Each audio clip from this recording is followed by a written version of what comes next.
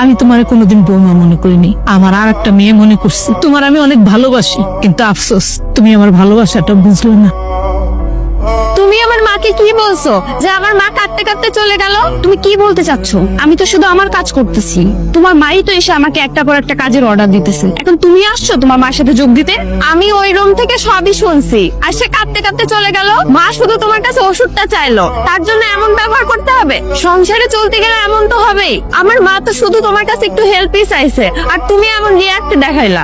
আমি তোমার মায়ের দাসী বান্দি না যে তোমার মা আমাকে যেটা অর্ডার করবে আমি ওইটাই শুনবো। আমি আমার কাজ করতেছি, তোমার মাকে বলো তোমার মায়ের কাজ করে নিতে, ঠিক আছে? আমার ভাই দেখে তোমার সাথে সংসার করতেছে, অন্য কোনো ছেলে হলে ঘাট ধাক্কা দিয়ে তোমাকে বের করে দিত। ভাই আমি আর এইসব প্যারা নিতে পারতেছি না, তুমি আমার চোখের সামনে থেকে যাও তো। এখন আমি কি করব? আমিও তো ওদের সবাইকে ভালোবাসি, আমি তো রাহুলকে অনেক ভালোবাসি, কিন্তু আমার এত রাগ, আমি আমার রাগটাকে সামলাতেই পারি না। কি করবো আমি? ভালো লাগে না কিচ্ছু। রাহুল বা জানাইছস একটু বয়, তোর লাগে আমার কথা আছে। তোর বউ না কথায় কথায় খালি রাগ করে। আজকে আমি কইছি বৌমা আমার ওষুধটা খুঁজে পাই না, একটু খুঁজে দাও।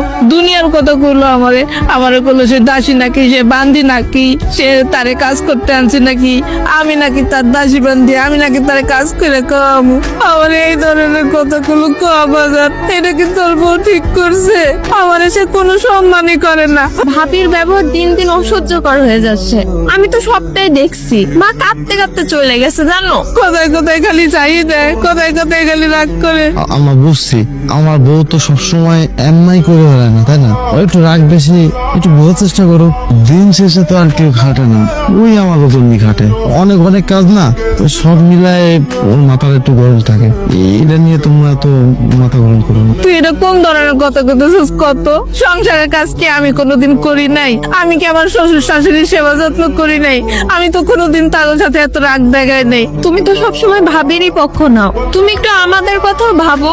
আমাদের সাথে নাকি সম্পর্কই রাখবে না সে, এমন একটা ভাব দেখায় যেন আমরা তাদের শত্রু। তুমি একটু বোঝো, ও যদি আমাদের ভালোই না বাসতো তাহলে তো আম্মা করে আমাদের সংসারে থাকতো না। সংসারটা কত সুন্দর গুছাই গাছায় রাখে না, এটা একটু বোঝো তোমরা, তো অনেক কষ্ট করে। হয়েছে হয়েছে বুঝছি, সারাদিন খালি বোর্ড টানি টানোস, মা বোনটা তো দেখতেই পারস না। ঠিক আছে বুঝছি, আমার জন্য তোর আর দয়া মায়া নাই। মিতু কি করো? কাপড় গুছাচ্ছি, আমি এখনই এই বাসা থেকে চলে যাব। সারাদিন আমি কামলার মতো খাটি, সারাদিন কাজ করতেছি, তোমার মা বোন সারাদিন আমাকে কথা শোনায়, সারাদিন আমার পিছনে পড়ে থাকে। কই তখন তোমার কথা বাইর হয় না? শুধু বলছি একটা কাজের বই এনে দাও। আর তো আর্নিং এর অবস্থা একটু খারাপ।